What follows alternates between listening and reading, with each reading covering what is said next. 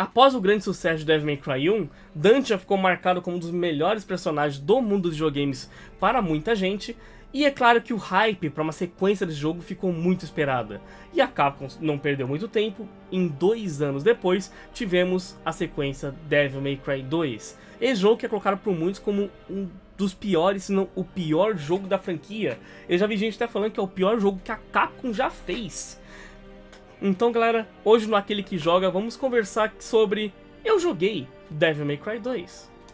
Bem, vamos começar do início.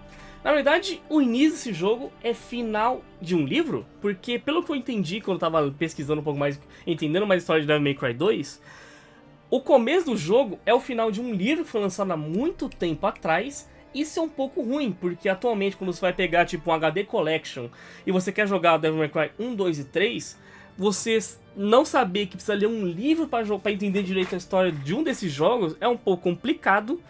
Porém, o jogo tenta explicar na medida possível muita coisa vai acontecer nele. Você vai ficar meio que largado no início porque está procurando algumas coisas, mas com o tempo você vai entendendo com mais detalhes.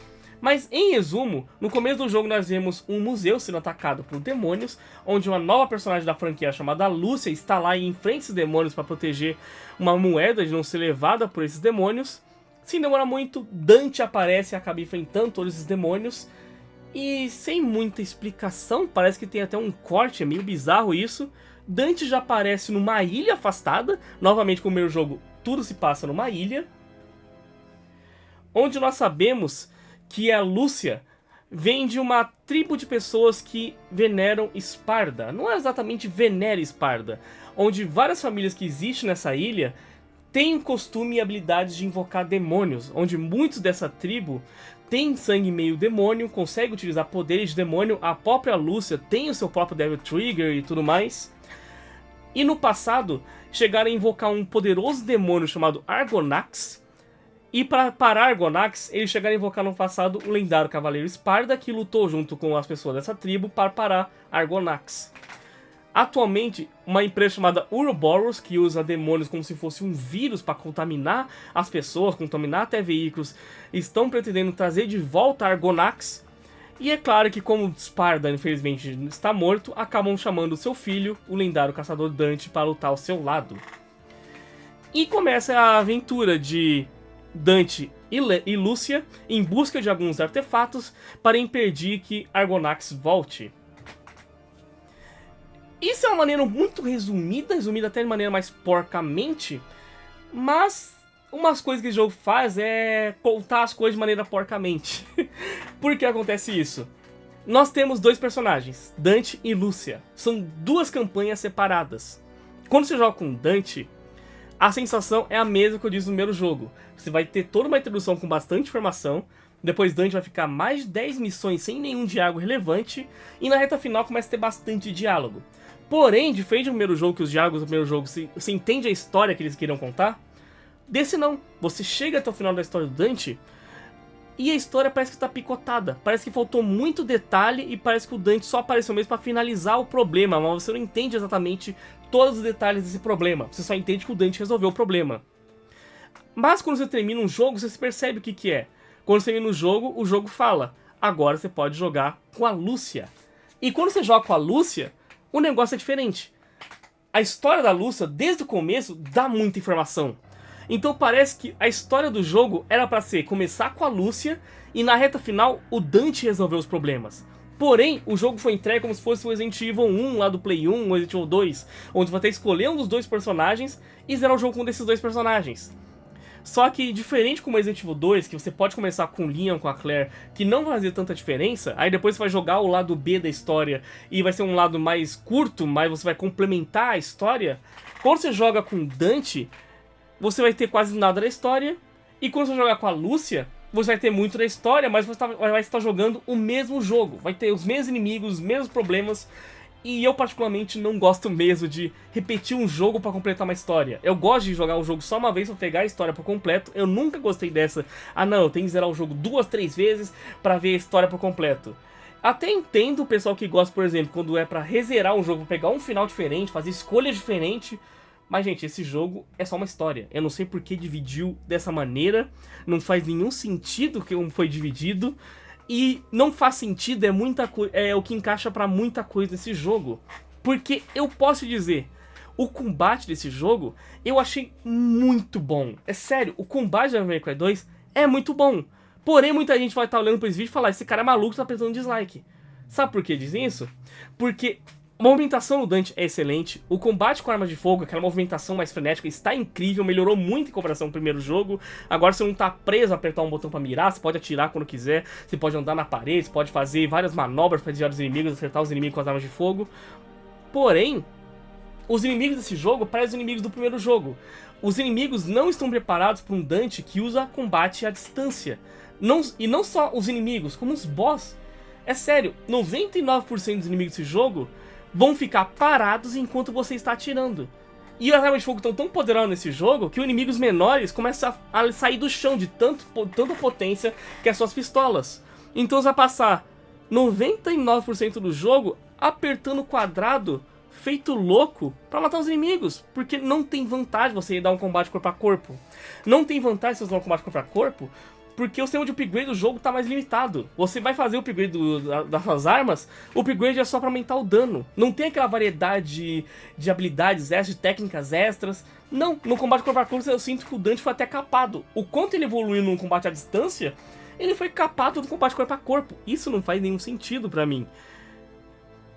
E o detalhe que eu gostei tanto da movimentação desse Devil May Cry, porque tem muita coisa bacana, tipo, você tem um pulo duplo praticamente do começo, você consegue explorar o cenário de maneira 3D, você não explora o seu cenário andando pra frente, olhando o que está do seu lado esquerdo e tá do seu lado direita, você tem que pensar muito o que está em cima, você tem que subir em lugares mais altos pra procurar os segredos, missões secretas, procurar itens secretos, é muito legal essa exploração 3D.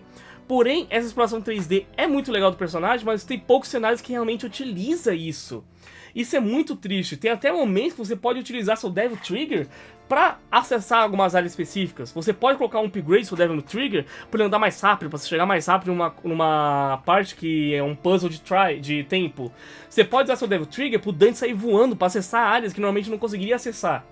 Que por sinal, essa parte mais de exploração, eu lembro que tinha muito no Devil May Cry 4, e a coisa que é muito boa, você poder explorar o cenário de maneira 3D, usar o Devil Trigger de maneira utilitária, não só tipo, pra aumentar um pouco o seu dano e você ficar se curando. Você ter o Devil Trigger pra explorar o cenário, eu acho muito legal. Eu gosto quando um jogo me dá poderes, mas os poderes não é só pra lutar, os poderes é pra explorar o cenário. É por isso que eu gosto muito de Metroidvania, eu gosto muito de Mega Man. Usar essas habilidades pra fazer exploração, pra descobrir mais sobre o cenário, eu sempre gostei muito. E Devil May Cry 2 entrega isso. Porém, como eu disse, o jogo não está preparado pra muita coisa. Parece muito que a Capcom queria lançar esse jogo o mais rápido possível e o jogo lançou sem o mínimo de refino. Parece que as pessoas não pensaram, e se o jogador aqui só usar ataque à distância? E se o jogador aqui só fizer isso daqui? Parece que o jogo não planeja, até o pulo duplo mesmo, tem muitas áreas da plataforma que parece que o pulo duplo está cortando partes do cenário. É muito sem sentido, parece que eles pensaram, parece que o time que fez a movimentação não conversou com o time que fez o cenário, não conversou com o time de planejamento, de design, parece que ninguém se conversou, parece que tudo foi feito sem refino e parece que foi lançado sem esse refino. Você fica muito visível isso quando você vai ver, por exemplo, o menu do jogo. Enquanto o menu do primeiro jogo é aquele mais estilizado, mais bonito, mais cool, o do 2 parece muito seco, parece muito sem graça. As informações estão lá, mas parece que não está ao mesmo tempo. Aí corta para a quantidade de armas, que é bem limitada, tipo... Eu sei que o Dante e a Lúcia, cada um tem seu próprio conjunto de armas. Mas, por exemplo, o Dante pega 3 espadas são iguais. Aí eu não vejo movimentação diferente, não vejo alcance diferente, não vejo nada diferente. Qual vai ser o motivo que eu vou querer largar a espada inicial do jogo para usar qualquer outra das espadas? Cara, não faz sentido. Assim, parece muito que o jogo tá sem refino. Em história, eu queria conversar um pouco mais, que a história do jogo tem muita coisa bacana. Tipo, apesar de eu falar que a história dessa parte dividida, a história do jogo é muito bacana. Assim como o primeiro jogo, tem muito momento meio que vergonha alheia, tem umas coisinhas um pouco engraçadinha, um pouco mais zoeira, mas são legais, são divertidas.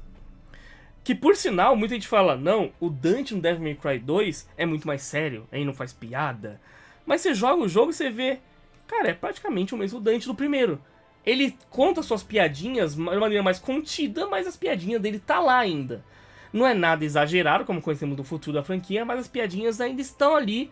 Porém, passa essa impressão porque de 23 missões do Dante, por exemplo, ele mal vai conversar. O Dante vai realmente falar alguma coisa na reta final do jogo. Que, por sinal, a história do jogo tem umas partes tão bem feitas que o momento da moeda de Devil May Cry 2, eu acho que é um dos melhores momentos da franquia. É muito legal o conceito da moeda do Dante. Pra quem jogou o 2 sabe da moeda do Dante, acho muito legal a ideia que fizeram pra moeda dele. Mas é isso, o jogo parece que tem muita ideia bacana que não foi bem executada, parece que foi lançado sem um devido cuidado e sem devida atenção. Isso é muito estranho, dá muita vontade de pesquisar qual foi os problemas de desenvolvimento que teve esse jogo. Faz muito tempo que o jogo foi lançado, mas descobri agora quais foram os problemas que ele passou. E Devil May Cry tem um histórico de passar problemas de desenvolvimento. Por exemplo, o 4 mesmo passou por muitos problemas. Mas a maneira que o 4 trabalhou em resolver esses problemas, eu achei muito mais prático e muito melhor comparado a esse jogo. Devil May Cry 2 tá cheio de proposta incrível, com uma ambientação muito boa, mas não entrega um jogo divertido. Você só vai querer ver a história, mas a história acaba demorando, a história é entregue de maneira confusa. E cara, até hoje não faz sentido pra mim. Por que priorizaram a história na Lúcia? Por que fizeram 2 discos? Tipo, nós conhecemos o Dante. Qual motivo alguém vai comprar Devil May Cry 2 conhecendo o primeiro, e vai olhar Dante e Lúcia, e vai jogar primeiro com a Lúcia? E chega a ser frustrante, porque o Dante é muito mais poderoso que a Lúcia. Então quando você joga primeiramente com o Dante, termina a história do jogo, aí você vai jogar com a Lúcia pra conhecer todos os detalhes que faltam da história, a Lúcia é muito mais fraca. Então você sente, caraca, eu passei horas jogando com o Dante, agora pra jogar, pra complementar a história, eu vou estar mais fraco.